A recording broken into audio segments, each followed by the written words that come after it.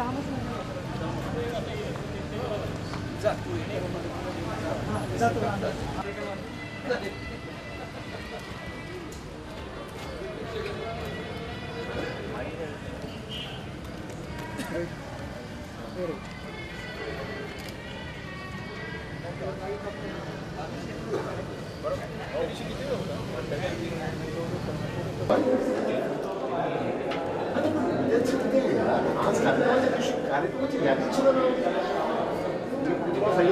was skeptical about this. Hello. Get more copies. आणखी copy जाणार ना काय करायचं?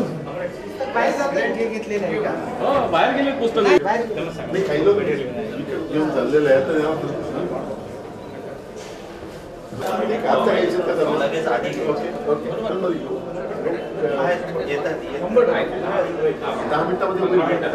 तोपर्यंत जर तुम्ही sir, do you mind both of us giving some bites to the media people?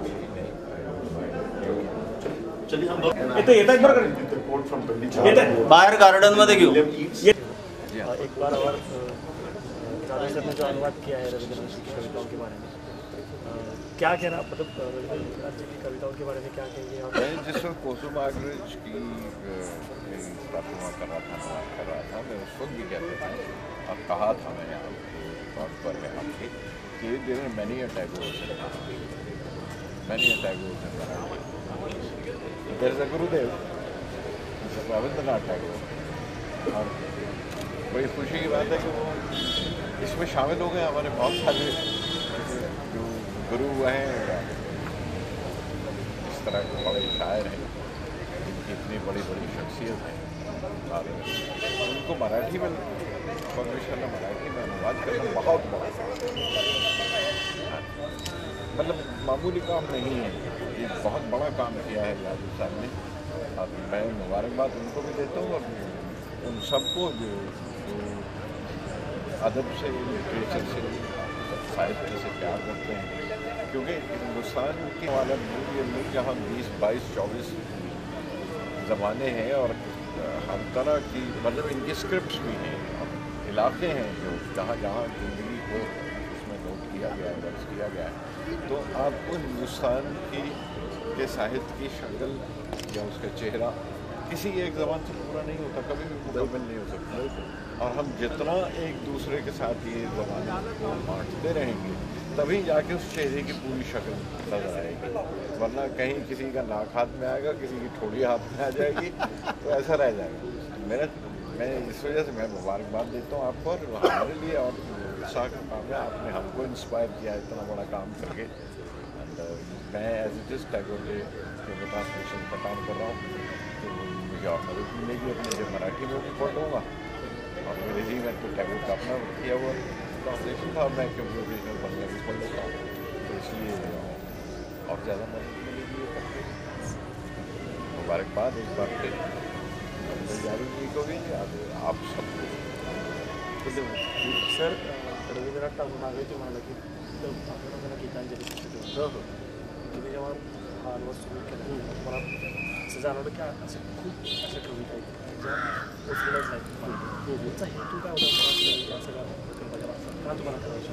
नाही, याची सुरुवात अशी झाली की एका माझ्या मित्राने मला गीतांजलीचा मराठी अनुवाद दिला आणि सांगितलं की हा अनुवाद तुमच्या आवाजामध्ये आपल्याला ध्वनिमुद्रित करायचा आहे आणि त्याची आपल्याला एक सीडी करायची आहे. म्हणून मी त्या वाचायला सुरुवात केली, आणि वाचायला सुरुवात केल्यानंतर मला आश्चर्य वाटलं की म्हटलं ज्या कविता संग्रहाला नोबेल पारितोषिक मिळालेलं आहे तो इतका, त्यातल्या कविता इतक्या भिकार कशा काय.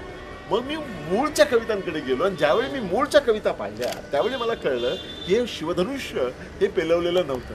आणि मग मी गीतांजलीचे सगळे झालेले अनुवाद, तुम्हाला आश्चर्य वाटेल, गीतांजलीचे आजवर मराठीमध्ये 11 अनुवाद झालेले आहेत. त्या सगळ्या अनुवादांचा मी अभ्यास केला. त्यातला सर्वोत्कृष्ट अनुवाद आहे तो पु ल देशपांडेंच्या आजोबांनी केलेला, ऋग्वेदींनी केलेला अनुवाद आहे. परंतु तो 1928 साली झालेला, आणि त्यातूनही त्यातली जुनं मराठी आणि पद्धती ती नवीन पिढीला मनाला भावणं जरा कठीणच होतं. म्हणून मी ते नव्याने करायचं ठरवलं. आणि माझ्या हेही लक्षात आलं की गीतांजलीमध्ये ज्या कविता आहेत ह्या कविता या प्रातिनिधिक स्वरूपाच्या नाही. तो त्यांच्या आयुष्यातला, गुरुदेवांच्या आयुष्यातला एक महत्त्वाचा टप्पा आहे, परंतु एकमेव टप्पा नाही. गीतांजली त्यांनी 1910 साली लिहिली, 1912 साली त्यांना नोबेल प्राइज मिळालं आणि 1940 साली त्यांचा मृत्यू होईपर्यंत त्यांनी अनेक कविता लिहिलेल्या आहेत. तर या सगळ्या कवितांचा अभ्यास करून त्यांनी एकंदरीत साधारण 2400 कविता लिहिलेल्या आहेत. त्या 2400 कवितापैकी 600 कविता इंग्रजीमध्ये उपलब्ध आहेत. त्या सर्वांचा अभ्यास करून त्यातल्या 151 कविता मी निवडल्या, कारण हे वर्ष जे आहे हे टागोरांच्या जन्माचं जयंतीचं 150वं वर्ष आहे. हे लक्षात घेऊन मी 151 कविता निवडल्या. गीतांजलीच्या कविता या मुख्यत्वे करून भक्ती कविता आहे. भक्ती हा त्यांचा एक मूड होता, परंतु एकमेव नव्हता. म्हणून भक्तीच्या पलीकडे जाऊन त्यांनी लिहिलेल्या वैविध्यपूर्ण कवितांच्या वेगवेगळ्या मूड्स कॅप्चर करणाऱ्या कविता मी निवडल्या. त्यामध्ये स्वदेशच्या कविता आहेत, त्यामध्ये समाजच्या कविता आहेत, त्यामध्ये भक्तीच्या कविता आहेत, त्यामध्ये प्रेमाच्या कविता आहेत, त्यामध्ये निसर्गाच्या कविता आहेत आणि विशेष म्हणजे त्याच्या मृत्यूच्या कविता. त्याची शेवटची जी कविता आहे, त्यांनी मृत्यूपूर्वी 1 तास फक्त एक कविता लिहिलेली आहे मृत्यूबद्दल. ती माझ्या कविता संग्रहातली शेवटची कविता आहे, कावेबाज ईश्वरा. त्यांनी ईश्वराला त्यामध्ये कावेबाज म्हटलेलं आहे. ही त्यांची जी वैविध्यपूर्ण मांडणी आहे त्याचं एक प्रातिनिधिक स्वरूप मराठी काव्य रसिकांना उपलब्ध व्हावं या हेतूने मी हा कविता संग्रह तयार केलेला आहे आणि मला अतिशय आनंद वाटतो की त्याला अतिशय उत्तम प्रतिसाद मिळाला. धन्यवाद. धन्यवाद. ओके, धन्यवाद.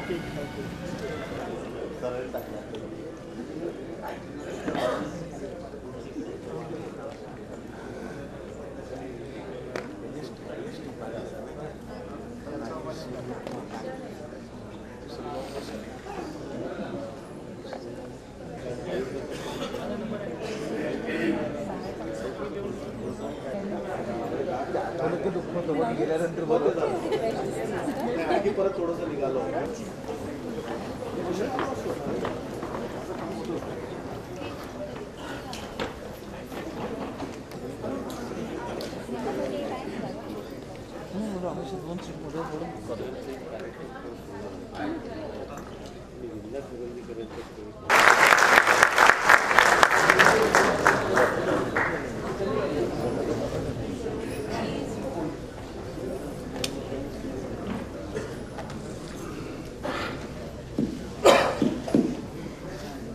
नमस्कार. ग्रंथालीतर्फे प्रकाशित होणाऱ्या भयशून्य चित्त जेथ या गुरुदेव रवींद्रनाथ टागोरांच्या 151 कवितांचा डॉक्टर नरेंद्र जाधव यांनी केलेला अनुवाद आज प्रकाशित होणार आहे. आजपर्यंतच्या पारंपरिक सर्व पद्धतींना छेद देऊन हा कार्यक्रम करायचं ग्रंथाली आणि दरोडेजोग कंपनी या दोघांनी ठरवलेलं आहे. आणि म्हणून आजचे प्रमुख पाहुणे खरं तर मंचावर यायच्या आधी आपण त्यांना आज पुढे बसण्याची विनंती केलेली आहे. आपण गुलजार साहेबांचं पहिल्यांदा टाळ्यांच्या गजरात स्वागत करूया.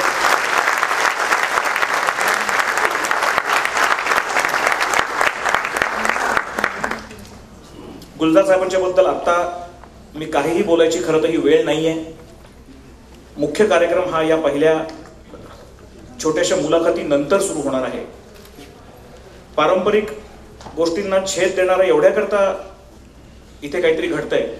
याचं कारण ही साहित्य कृतीच मुळात थोडीशी आगळी वेगळी अशी आहे. मराठी साहित्यामध्ये भर टाकणारी आहे. डॉक्टर नरेंद्र जाधव यांना गेली 35 ते 40 वर्ष आपण अतिशय वेगवेगळ्या भूमिकांमधून बघितलेलं आहे. सर्वात मुख्य म्हणजे आपण त्यांना आंतरराष्ट्रीय कीर्तीचे अर्थतज्ञ म्हणून ओळखतो.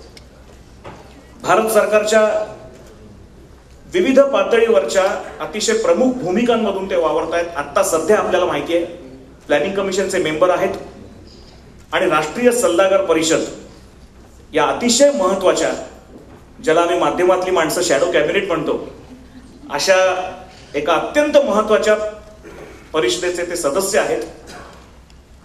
आंतरराष्ट्रीय कीर्तीचे अनेक कामगिरी त्यांनी पार पाडलेली आहे. मग अफगाणिस्तानामधले ते सल्लागार असतील भारत सरकारने नेमलेले अर्थविषयक तिथली घडी बसवण्याकरता, किंवा रिझर्व्ह बँकेमध्ये मुख्य आर्थिक सल्लागार म्हणून केलेलं त्यांनी काम असेल, त्याहीपेक्षा पलीकडची आजच्या गोष्टीशी सुसंगत अशी त्यांची ओळख म्हणजे मराठीमधले विक्रमी साहित्यिक असं ज्यांना म्हणता येईल असे डॉक्टर नरेंद्र जाधव आहेत. आमचा बाप आणि आम्ही या पुस्तकाच्या 14 भाषांमध्ये आणि आता 17 भाषांमध्ये 17 भाषांमध्ये लाखो प्रती जवळजवळ 119 देशांमध्ये त्यांच्या पुस्तकाच्या प्रकाशित झालेल्या आहेत, लोकांनी वाचलेल्या आहेत. त्यांचं साहित्यिक काम हे इतकंच मर्यादित नाहीये. डॉक्टर बाबासाहेब आंबेडकरांना आपण अनेकविध भूमिकांमधून ओळखतो, मग ते राजकारण असेल, अर्थकारण असेल, देशाची घटना लिहिणं असेल, पण डॉक्टर बाबासाहेब आंबेडकरांचा आर्थिक विचार हा साहित्य कृतींमध्ये आणण्याचा मान हा डॉक्टर नरेंद्र जाधवांकडे जातो.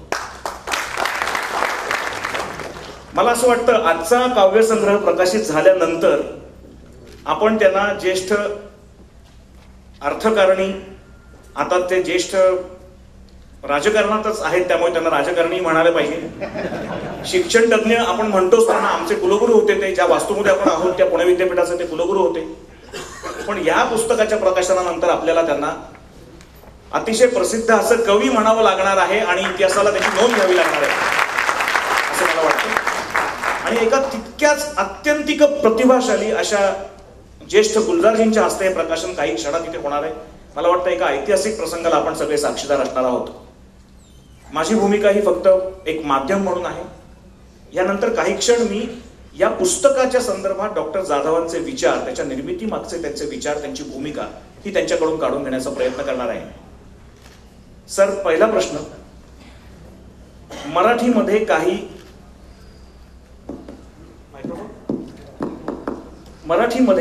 काही अगदी तुरळक अपवाद वगळता गुरुदेव रवींद्रनाथांचं साहित्य हे आजपर्यंत आलेलं दिसत नाही. याकडे आपल्याला का वळावं असं वाटतं? त्याच्या मागे जी कथा आहे ती अतिशय रोचक अशी आहे मला वाटतं. माझा एक काही महिन्यांपूर्वी 4-1 महिने झाले असतील, मुंबईतले माझे एक स्नेही माझ्याकडे आले आणि त्यांनी मला गीतांजलीच्या अनुवादाची, मराठी अनुवादाची प्रत दिली आणि सांगितलं की तुमच्या आवाजामध्ये याची मला सीडी करायची आहे, ऑडिओ सीडी कमर्शियल तत्वावरती करायची आहे, म्हणून त्यांनी विनंती केली. एक आव्हान म्हणून मी ते स्वीकारले. ज्यावेळी मी तो मराठी अनुवाद वाचायला लागलो त्यावेळी माझ्या लक्षात आलं, म्हणजे मला पहिल्यांदा जे वाटलं ते ज्या कवितांना साक्षात नोबेल पुरस्कार मिळालेला आहे त्या कविता इतक्या भिकार कशा. आणि मी चकितच झालो आणि मग मी ओरिजिनल ज्या इंग्रजी कविता आहेत त्या पाहिल्या. मग नंतर माझ्या लक्षात आलं की हे शिवधनुष्य त्या अनुवादकाला पेलवलंच नव्हतं. आणि एकदा गीतांजलीची गंमत अशी आहे किंवा रवींद्रनाथांच्या एकंदरीत अलौकिक काव्य प्रतिभेची खुमारी अशी आहे की त्यामध्ये एकदा गेल्यानंतर तुम्ही वाहतच जाता. मग मी गीतांजलीचे इतर अनुवाद शोधून काढले आणि तुम्हाला आश्चर्य वाटेल, गीतांजलीचे मराठीमध्ये 11 अनुवाद झालेले आहेत आतापर्यंत. आणि त्यातला एक अनुवाद वगळता, म्हणजे जो पु ल देशपांडेंच्या आजोबांनी केलेला अनुवाद, ऋग्वेदी नावाचे त्यांचे जे आजोबा होते त्यांनी 1928 साली केलेला अनुवाद वगळला तर बाकीचे जे 10 अनुवाद आहेत त्याच्यामध्ये खरं म्हणजे फारसा दम नाही. मग ते वाचल्यानंतर माझ्या आणखी एक गोष्ट लक्षात आली. ऋग्वेदींचा अनुवाद अतिशय अप्रतिम आहे, पण तो जुन्या मराठीमध्ये आहे, अभंगाचं स्वरूप त्याला आहे, तो या पिढीला अपील होणं कठीण आहे. म्हणून मी गीतांजलीकडे नव्यानं करायचं ठरवलं. गीतांजलीचा अनुवाद, त्या कविता मराठीमध्ये याव्यात असं प्रकर्षानं जाणवायला लागलं. नंतर मला असंही जाणवलं किंवा असे कळलं की गीतांजली हा रवींद्रनाथ टागोरांच्या काव्य प्रतिभेचा एक आविष्कार आहे, एकमेव आविष्कार नाही. गीतांजली त्यांनी लिहिली 1910 साली, नोबेल प्राइज त्यांना मिळालं 1912 साली. त्यानंतर 30 वर्ष ते कविता लिहित होते. 1940 साली त्यांचा मृत्यू होईपर्यंत, त्यांच्या मृत्यूच्या पाऊण तास आधी सुद्धा त्यांनी एक कविता डिक्टेट केलेली आहे. त्यामुळे त्यांच्या कवितांमध्ये प्रचंड वैविध्य आहे. नवोन्मेष शालिनी प्रतिभेला जर म्हणायचं असलं तर ती रवींद्रनाथांची प्रतिभा पाहिली पाहिजे. आणि म्हणून मला असं वाटलं की गीतांजलीच्या पलीकडे जाऊन वेगवेगळे मूड्स पकडणाऱ्या सगळ्या कविता प्रातिनिधिक स्वरूपामध्ये माझ्या मराठमोळ्या वाचकांपर्यंत पोहोचाव्यात आणि त्या ताकदीने पोहोचाव्यात, प्रतारणा न करता, अर्थाशी प्रतारणा न करता पोहोचाव्यात, म्हणून मी तो उपद्व्याप केला. आणि त्यामध्ये मी 6 वेगवेगळ्या प्रकारच्या कविता त्याच्याकडे येणार आहे. मला त्याच्या आधी एक प्रश्न असा विचारायचा आहे की गीतांजली हे काही रवींद्रनाथांच्या कवितेचं सर्व प्रातिनिधिक स्वरूप मानता येत नाही. तो एक विशिष्ट टप्प्यावरचा विशिष्ट मूड होता, पण त्याला नोबेल पारितोषिक मिळालं. आणि एक सर्वसामान्य माणसाच्या मनामध्ये समज असा आहे की गीतांजली म्हणजे रवींद्रनाथांची सर्व प्रातिनिधिक कविता.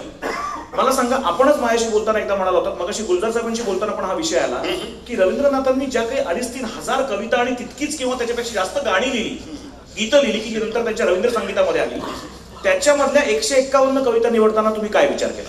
त्यांच्या 101 त्यांच्या कविता ज्या आहेत त्या साधारण 2,500 कविता आहेत आणि 2,500 गाणी आहेत. त्याचा एक्झॅक्ट आकडा कमी जास्त होऊ शकतो, वेगवेगळे त्याचे अंदाज आहेत, पण 2,500 तुम्ही धरा. 2,500 कविता आणि 2,500 गाणी. यापैकी 600 कविता या इंग्रजीमध्ये भाषांतरित झालेल्या आहेत आणि स्वतः गुरुदेवांनी केलेल्या आहेत. गीतांजलीची तुम्हाला गंमत सांगतो, गीतांजलीमध्ये भक्ती रस प्रामुख्याने आहे, परंतु तो त्यांच्या आयुष्यातला एक विशिष्ट टप्पा होता. त्यानंतर त्यांनी भक्तिरसाच्या कविता फार कमी केलेल्या आहेत. त्यामुळे त्यांच्या कवितांमध्ये खूप वैविध्य आहे. हे सगळं वैविध्य प्रातिनिधिक स्वरूपामध्ये मराठमोळ्या जनतेच्या पुढे यावं म्हणून या सगळ्या कवितांची वर्गवारी केलेली आहे. त्यामध्ये स्वदेशीच्या कविता आहेत, त्यामध्ये सामाजिक कविता आहेत, त्यामध्ये प्रेमाच्या कविता आहेत, त्यामध्ये भक्तीच्या कविता आहेत, त्यामध्ये निसर्गाच्या कविता आहेत आणि त्यामध्ये मृत्यूच्या कविता आहेत. त्यामुळे अशा वेगवेगळ्या प्रकारच्या या कवितांचं प्रातिनिधिक स्वरूप हे मी पकडण्याचा प्रयत्न या कविता संग्रहामध्ये केलेला आहे. आणि मला असं वाटतं की यातल्या बऱ्याचशा कविता या मराठीमध्ये पहिल्यांदाच येत आहेत. पहिल्यांदाच. म्हणजे तुम्हाला आश्चर्य वाटेल की आपण भक्तिरस फक्त म्हणतो आणि गीतांजली फक्त म्हणतो. गीतांजलीचं ज्यावेळी ट्रान्सलेशन, अनुवाद स्वतः गुरुदेवांनी इंग्लिशमध्ये केला, तो का केला तुम्हाला माहिती आहे का? त्याची फार उत्कृष्ट गोष्ट आहे.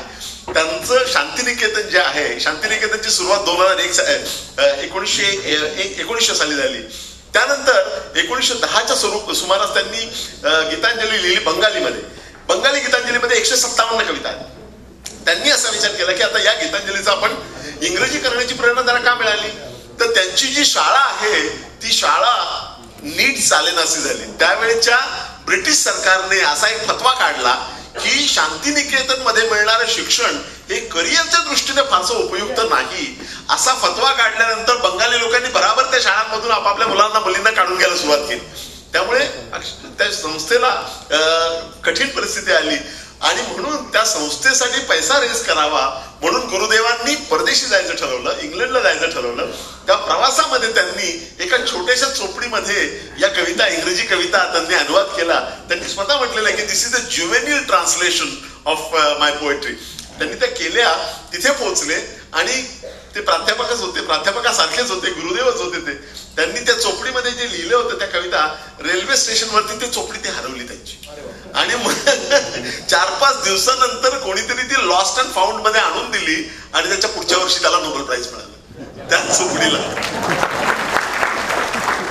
त्यांनी बंगालीमध्ये 157 कविता लिहिल्या गीतांजलीमध्ये, परंतु इंग्रजी गीतांजलीमध्ये फक्त 103 आहे.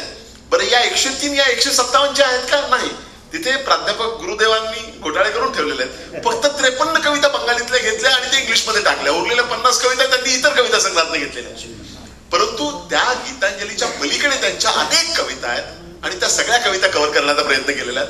कुठल्याही प्रकारे सम्यक असं दर्शन करून देणं अशक्य आहे, पण प्रातिनिधिक स्वरूपामध्ये त्यांची जी फार मोठी रेंज आहे त्या रेंजला पुढे आणावं आणि मराठमोळ्या वाचकांना त्या कळाव्यात.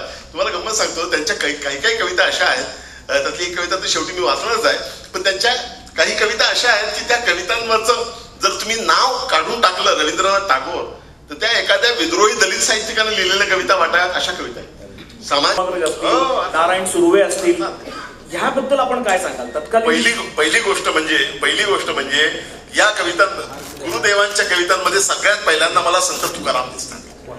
तुमच्यापैकी अनेकांना आश्चर्य वाटेल की गुरुदेवांनी आणि त्यांचे ज्येष्ठ बंधू सत्येंद्रनाथ यांनी संत तुकारामांच्या काही अभंगांचा बंगाली अनुवाद केलेला आहे हे आपल्याला माहित नाही, तो झालेला आहे. तुम्ही गुरुदेवांच्या सामाजिक कविता पहा, त्यांच्या स्वदेशच्या कविता पहा, त्याच्यामध्ये तुम्हाला कुसुमाग्रज दिसतील. त्यांच्या निसर्ग कविता तुम्ही पहा, त्यामध्ये तुम्हाला नादो महानोर दिसतील. त्यांच्या गूढ कविता तुम्ही पहा, त्याच्यामध्ये तुम्हाला ग्रेस दिसतील. त्यांच्या प्रेम कवितांमध्ये तुम्हाला वसंत बापट, पाडगावकर आणि ही सगळी मंडळी दिसेल. त्यांच्या निसर्ग कवितांमध्ये तर ही सगळी मांदियाळी, पुशी रेगेन पासून हे सगळे कवी तुम्हाला त्याच्यामध्ये डोकावताना दिसतील. त्यामुळे यांची जी प्रतिभा आहे ती सर्वस्पर्शी अशा प्रकारची अलौकिक काव्य प्रतिभा, जबरदस्त ताकदीने जीवनातली जी शाश्वत मूल्य गुरुदेव मानायचे त्याच्यामध्ये सत्यम शिवम सुंदरम एक अतिशय महत्वाचं तत्व दिसतं. दुसरं एक महत्व म्हणजे त्यांच्या ज्या इमेजेस किंवा प्रतिमा दिसतात सगळ्या कवितांमध्ये त्या कवितांमध्ये त्यांना मृत्यूबद्दलचं एक आकर्षण दिसतं आणि तिसरी गोष्ट म्हणजे या सगळ्या जीवनातल्या एका सौंदर्याविषयी सुद्धा त्यांना आकर्षण दिसतं. प्रत्येक गोष्टीत त्यांना सौंदर्य दिसतं. काय आपण सांगा? नाही, मी तर असं म्हणेन की आपल्या भारतीय संस्कृतीचं एक जे तत्व म्हणून मानलं जातं ते म्हणजे सत्यम, शिवम आणि सुंदरम. या 3 तत्वांपैकी तिथे जर तुम्ही पाहिलं, आपल्या फाउंडिंग फादर्सच्या लिखाणाकडे पाहिलं, गांधीजींच्याकडे पाहिलं आणि तुम्ही टागोरांच्याकडे पाहिलं, तर असं दिसतं की इतर सगळ्यांनी, आता सत्यम शिवम सुंदरम ची सगळी संकल्पना स्पष्ट करण्याचं कारण नाही, पण मला असं वाटतं की सत्य ही कल्पना विचारशक्तीशी निगडीत आहे, शिवम ही कल्पना कर्तृत्व शक्तीशी निगडीत आहे आणि सुंदरम ही भावना शक्तीशी निगडीत आहे. म्हणजे मानवी क्षमतांच्या ज्या 3 बाजू आहेत त्यामध्ये विचार, कर्तृत्व आणि भावना या तिघांचाही परिपोष सत्यम, शिवम, सुंदरम या संकल्पनेत होत असतो. यापैकी सर्वांनी सत्यम आणि शिवमचा पुरस्कार केला, गुरुदेवांनी त्यातल्या सौंदर्यमचा पुरस्कार केलेला आहे. हा गुरुदेवांमधला आणि इतरांमधला फरक आहे. त्यातला एक प्रसंग मला मुद्दाम सांगायचा वाटतो की हा प्रसंग खरा की खोटा मला माहित नाही. गांधीजी एकदा गुरुदेवांच्याकडे गेले होते आणि ते दोघे, गांधीजी त्यांची वॉक घ्यायची सवय तेव्हापासून, तर ते वॉक घ्यायला बाहेर निघाले. तर त्यांना गुरुदेवांनी सांगितलं मी पण येतो. ते म्हणाले ठीक आहे, मी थांबतो, तुम्ही तयारी करा. गुरुदेव आतमध्ये गेले आणि केस विंचरत उभे राहिले. 5 मिनिटं झाले, 10 मिनिटं झाले, गुरुदेव काही यायचं चिन्ह नाही. गांधीजी अस्वस्थ झाले. शेवटी 15 मिनिटं झाल्यानंतर गुरुदेव आले बाहेर. चला, ते म्हणाले काय आहे तुमचं, काय वय काय, आणि तुम्ही एवढा सगळं जामानिमा फिरायला जाताना करायची गरज नाही का, काही गरज होती का? ते म्हणाले की नाही, गरज नव्हती, पण तुम्ही कशाला वेळ फुकट घालवला? ते म्हणे असं आहे की सौंदर्य हे सत्यम आहे आणि सौंदर्य आणि कुरूपता, सौंदर्य हे अहिंसा आहे आणि कुरूपता ही हिंसा आहे. मी जर देखणा दिसलो तर लोकांच्या मनाला आनंद होईल, ते अहिंसक होईल, पण मी जर वाईट दिसलो, मी जर कुरूप दिसलो तर लोकांच्या मनाला वेदना होतील आणि ते हिंसक होईल.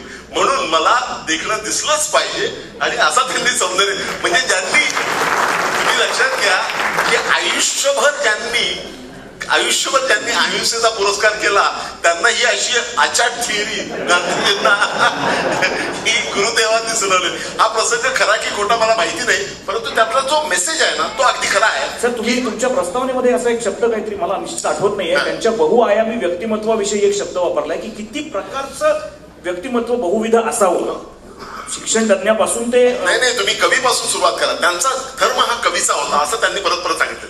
ते कवी होते, ते गायक होते, ते गीतकार होते, ते संगीतकार होते, रवींद्र संगीत आपण पाहतो, ते लेखक होते, नाटककार होते, विडंबनकार होते, निबंधकार होते, शिक्षण तज्ञ होते, बाल चिकित्सक होते आणि या सगळ्यांच्या पलीकडे जाऊन ते अतिशय दूरचा विचार करणारे तत्वचिंतक होते. म्हणजे एवढी त्यांची जी प्रचंड मोठी रेंज आहे त्या रेंजची आपल्याला फारच कमी माहिती आहे. मला अतिशय वाईट वाटतं सांगायला की मराठी माणसांना गुरुदेवांच्या या सगळ्या रेंज बद्दल अत्यंत मर्यादित माहिती आहे. ते दूर व्हावी म्हणून तर मी हा प्रपंच मांडलेला आहे. गुरुदेवांच्या अलौकिक प्रतिभेचा स्पर्श लोकांना व्हावा आणि लोकांना त्याची जाणीव व्हावी. त्याचं सम्यक नसलं तरी प्रातिनिधिक स्वरूपामध्ये त्याचं रूप मराठमोळ्या वाचकांच्या पुढे यावं ही त्याच्या मागची भूमिका आहे. सौंदर्यवादी दृष्टिकोनाबद्दल गुरुदेवांच्या शब्दात मला तुम्हाला एक विचारायचंय. त्यांनी अनेक वेळा असं म्हणून ठेवलंय, म्हणजे आपल्याकडे पु ल देशपांडेंनी वगैरे त्यांच्यावर फार सुंदर लिखाण केलेलं आहे आणि मला वाटतं आपल्या सगळ्या संशोधनपर याच्या आधीच्या अभ्यासामध्ये म्हणजे इव्हन मृणालिनीबाईंनी तुमच्या या नवीन पुस्तकाचं जे समीक्षणात्मक एक लेख तयार केलाय त्याच्यामध्ये असं म्हटलेलं आहे त्यांनी की तुम्ही यांच्याविषयी लिहिलेल्या सगळ्या बंगाली माणसांची, इंग्लिश माणसांची पुस्तकं वाचून काढली. त्याच्यामध्ये 2 शब्दांचं मला फार एक अप्रूप वाटलं, जे गुरुदेवांनी म्हणून ठेवलंय की कविता ही प्रेयसी आहे आणि प्रतिभा ही श्रेयसी आहे. हे नक्की काय? त्याच्यावरती मला जरा विस्ताराने बोलावं लागेल. मी एवढंच म्हणेन की गुरुदेवांनी असं मानलं की त्यांच्या व्यक्तिमत्वाला खूप गोष्टी, तुम्हीच सांगितलं की त्यांच्या व्यक्तिमत्वाला किती वेगवेगळे पैलू होते, त्यांनी किती वेगवेगळ्या गोष्टी केल्या. तरी सुद्धा गुरुदेवांनी स्वतःच म्हटलेलं आहे की माझी प्रेयसी जर कोणती असेल तर ती कविता ही माझी प्रेयसी आहे. माझा वाङ्निश्चय झाला होता तो या प्रेयसीशी झाला होता. त्याचा तो त्यांनी जे म्हटलेलं आहे ते मला वाचून दाखवायचं वाटतं. That's really very very interesting. कविता, त्यांनी असं म्हटलंय, कविता ही माझी पूर्वीपासूनची प्रेयसी. मला वाटतं मी रथी म्हणजे रथींद्रनाथ हा त्यांचा एक मुलगा, रथीच्या वयाचा होतो तेव्हाच माझा तिच्याशी वाङ्निश्चय झाला. तेव्हापासून आमच्या पुष्करणीचा काठ, वडाचा पार, बंगल्यातील बगीचा, मोलकर्णीकडून तोंडून ऐकलेल्या कहाण्या, गाणी हे सारं माझ्या मनात एक प्रकारची जादूची सृष्टी निर्माण करत असे. त्यावेळची माझी मनाची धुसर परंतु अपूर्ण अशी अवस्था समजावून सांगणं अवघड आहे. पण एक गोष्ट मात्र मी नक्की सांगू शकेन की त्या काळी कवितेबरोबर माझं शुभमंगल झालेलं होतं. माझं खरं जीवन तिच्याशीच निगडीत आहे. मी साधनेमध्ये लिहितो, साधना त्यांचं कौटुंबिक जे मासिक होतं ते, मी साधनेत लिहितो, जमीनदारी सांभाळतो, पण ज्या क्षणी मी कविता लिहायला लागतो त्या क्षणी मात्र माझं चिरंतन अस्तित्व माझ्यामध्ये प्रवेश करीत असतं. आणि माझं हे स्थान मी चांगलंच ओळखतो. जीवनात माझ्या हातून कळत नकळत खोटं आचरण घडलं असेल, पण कवितेशी मात्र कधीही खोटेपणा करून चालत नाही. माझ्या जीवनातल्या सखोल सत्याचं हे एकमेव आश्रयस्थान. अनुवादाबद्दल मला थोडस मुद्दाम तो प्रश्न आलेला नाहीये. अनुवादाबद्दल असं म्हटलं, कवितेचा अनुवाद करणं फार कठीण असतं, हे सोपं काम नसतं. आत्ताच गुलजारजींनी मीडियाला बाईट देताना सांगितलं की कवितेचा अनुवाद करणं किती कठीण असतं. मला मुद्दाम त्याबद्दल सांगायचं वाटतं की कविते कुठल्याही अनुवादाबद्दल असं म्हणतात की it cannot be beautiful and it cannot be faithful at the same time. If it is beautiful, it is not faithful. If it is faithful, it is not beautiful. कवितेच्या बाबतीत आणखीच कठीण आहे. कवितेच्या बाबतीत काय म्हणतात माहितीये ना, दुसऱ्या भाषेतल्या कवितेला एका भाषेतून दुसऱ्या भाषेमध्ये अनुवाद करायचा म्हणजे प्रेयसीच्या गालावरून हातमोजे घालून हात फिरवल्यासारखे. हे वाक्य माझं नाही आहे, पण तुम्हाला तुमच्या लक्षात येईल की कवितेचा अनुवाद करणं किती कठीण असतं हे तुमच्या लक्षात घ्यायला ते पुरेसं आहे. एक जाता जाता शेवटचा प्रश्न जो मगाशी आपण स्पर्श करून जाणार होतो तो म्हणजे मृत्यू. फार कवींनी मृत्यूवर भाष्य केलेलं आहे, पण जगण्याचा सोहळा आणि मृत्यूमध्ये त्याचं एक अधिष्ठान बघणारे गुरुदेव, त्यांच्याविषयी आपण काय सांगाल? गुरुदेवांना मृत्यू हा आयुष्याचा अंत आहे असं कधीच वाटलं नाही. त्यांना जीवन हा एक उत्सव वाटला आणि मृत्यू हा महोत्सव वाटलेला. गुरुदेवांनी मृत्यूला नवसर्जनाची नांदी म्हटलेलं आहे. आणि तुम्ही त्याचं फार उत्कृष्ट, या कल्पनेचं फार उत्कृष्ट चित्र आनंद जोग यांनी मृत्यूच्या सेक्शन मध्ये काढलेलं आहे. तुम्ही जरूर पाहते, पुस्तकामध्ये ते आहे. परंतु मृत्यूबद्दलचे त्यांचे विचार हे पारंपरिक विचारांपेक्षा खूप वेगळे आहेत. त्यांचे आध्यात्मिक विचार ही गतानुगतिक अध्यात्मापेक्षा खूप खूप वेगळे आहेत आणि म्हणूनच ते मनाला खूप भावना. मला वाटतं प्रकाशाची वाटचाल आहे त्यांनी दाखवलेली. त्याच्यामध्ये आपण जनरली मृत्यू म्हणजे काळोखाच्या खोल गुहेत आपण जातो, त्यांच्या प्रकाशाकडे आपण जातो. करेक्ट. फार सुंदर आहे. आनंद खुश झाला, हसताय. चांगलंच काढलंय त्यांनी. आपण पुस्तक घ्या तेव्हा बघाल आनंद जोगांनी ती सगळी त्यातली रेखाचित्र काढले. पण मुखपृष्ठ माझ्या मुलाने काढलं, तन्मयनी काढलेलं, हे पण सांगतो. माझी बायको माझ्याकडे त्याचं मुखपृष्ठ जे आहे, जे इथे आहे ते फायनान्स मध्ये काम करणारा माझा मुलगा आहे न्यूयॉर्क मध्ये, त्याने काढलेला आहे. आणि तुम्ही पाहू शकाल की दाढीमध्ये टागोर हा शब्द त्या दाढीमध्ये आलेला आहे. आणि त्या दाढीमध्ये एक म्युझिकल नोट सुद्धा आलेली आहे. ती म्युझिकल नोट म्हणजे गुरुदेवांच्या मुखातून बाहेर येणारे सगळे शब्द संगीत होऊनच बाहेर येतात, हे त्यांनी सांगण्याचा प्रयत्न केलेला आहे. I thought I should mention. माझ्या बाजूने शेवटचा प्रश्न काही राहिला असेल तर मला तुम्ही आठवण करा. पण मला असं वाटतं की गुरुदेवांची कविता अभ्यासणं हे त्यांच्या समग्र साहित्याच्या अभ्यासाशिवाय शक्य नाही. आपण मगाशी अनुवादाविषयी बोलत होतो, त्याला जोडूनच उपप्रश्न आहे की गुरुदेवांचं साहित्य बंगालीमध्ये असणं, जगातल्या काही भाषांमध्ये त्याचं भाषांतर होणं, पण आपल्या मराठी भाषेचं हे काही प्रमाणात करंटेपण मानावं लागेल की आजपर्यंत ही भाषांतर झाली नाहीत. पण त्याचं तुम्ही भाषांतर करताना त्याची प्रोसेस काय होती हे आम्हाला जाणून घ्यायला आवडेल. म्हणजे इंग्लिश कविता तुम्ही फॉलो केल्यात का, बंगाली मधल्या काय पद्धतीने नेमक्या फॉलो? नाही, मी इंग्रजी कवितांवरती प्राधान्य दिलं आणि त्या इंग्रजी, कारण बंगालीवरून डायरेक्टली करणं कठीण होतं. परंतु काही कविता, अप्रतिम कविता या इंग्रजीमध्ये आलेल्याच नाहीत. मगाशी म्हटलं 2500 कविता आहेत, त्यापैकी फक्त 600 कविता या इंग्रजीमध्ये आलेल्या आहेत. त्या 600च्या 600 कविता मी अभ्यासल्या आणि त्यातल्या 151 निवडल्या. परंतु काही बंगाली कविता माझ्या निदर्शनाला आल्या ज्या अप्रतिम आहेत. शिवाजी महाराजांवर त्यांनी लिहिलेली कविता, तुम्हाला आश्चर्य वाटेल,